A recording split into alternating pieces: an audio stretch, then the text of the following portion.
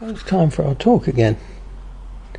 Last week I introduced you to my guide Tao Seng, who's one of several guides who work with me. And I said that I'd agreed that name with him because when I first started, I said 1994 last year, it was actually 1984. I've been involved with this guy for 36 years now. I was told I had a Chinese guide and it was probably Confucius, and I couldn't accept a famous guide. I sometimes think they're oversubscribed, these famous guides, because so many people seem to want to have somebody special, even though quite often no guides ever manage to prove who they are or their existence in truth. And I think because they are really just beings of light, sometimes it's not important. It's the truth of what they offer you and what they give you which becomes much more important, and their value, and you can assess this yourself and see who and whether they are real or just something else.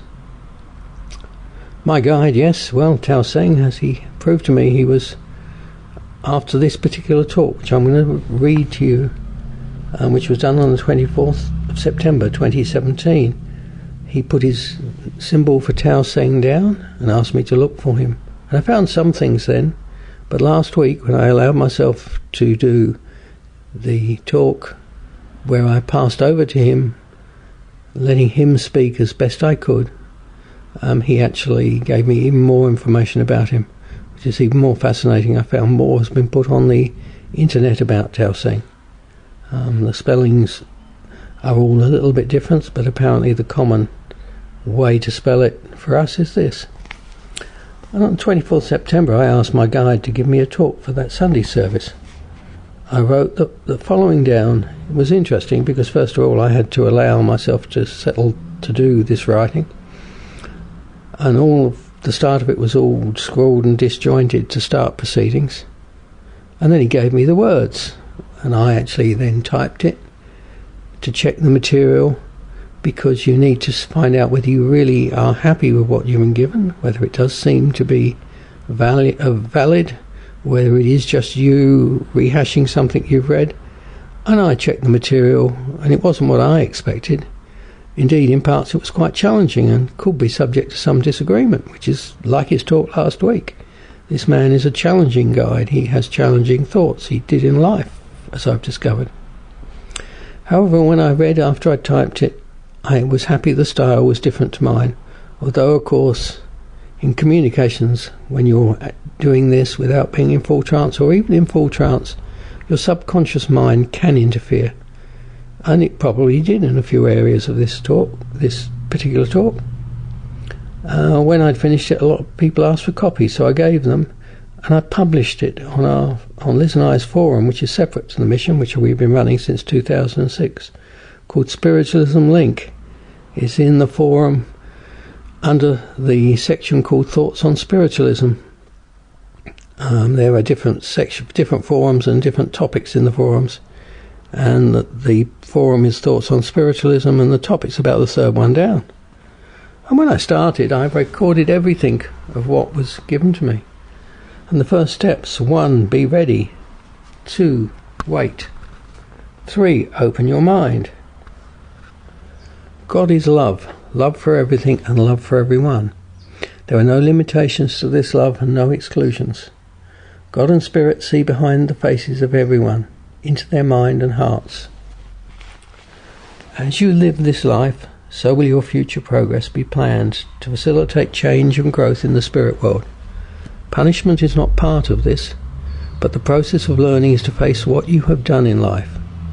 The joy of success, the pain of failure, the impact of cruelty or hurt done either to you or by you, by word, deed or inaction.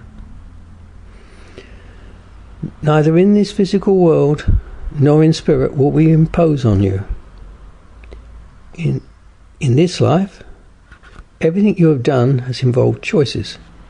In childhood, you often had choices that you made which still impact you. Limitations in life circumstances do not prevent you from exercising choices. Even if you feel you had no other path to take, if you stop and reflect, you will realize that within yourself you made a decision to continue with something that you now feel pain from. Realizing that fact may help you to understand the reasons you made that choice. Once you achieve this, it will enable you to move on more freely. This part of your life, your journey in a physical life, is yours to deal with. Spirit will not step in to make changes for you. Your physical life is yours to live. Spirit is just there to be with you, not tell you either what to do or to change your circumstances in some maybe magical way. Spirit is about reassuring you that your life and that of all others continues beyond death, that those you love are in the spirit realm can communicate to bring you comfort and love. They and your spirit helpers or guides may offer guidance, but the choice is yours. Spirit will never tell you to do something. If you hear that said, it is not the words of Spirit. Always be discerning about the source that such guidance has come from. Ensure it is from loved ones or a guide you know and recognize. Do not accept messages that feel disconnected to your loved ones or to your personal reality.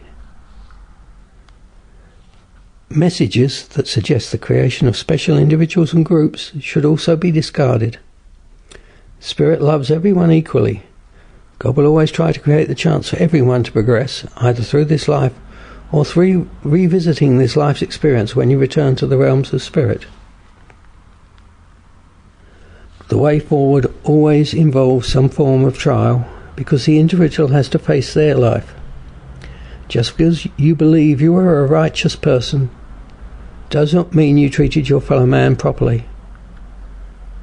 One person's view of righteousness may have involved an expression of life which demeaned or looked down on others.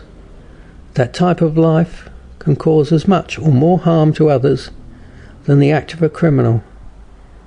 Imagine a preacher of Christ who loudly supports white supremacy and preaches racial hatred.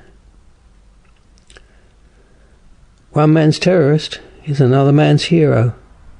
On your physical plane, you make judgment about others in accordance with your beliefs, your social order, your governing processes, your sex, religion or colour.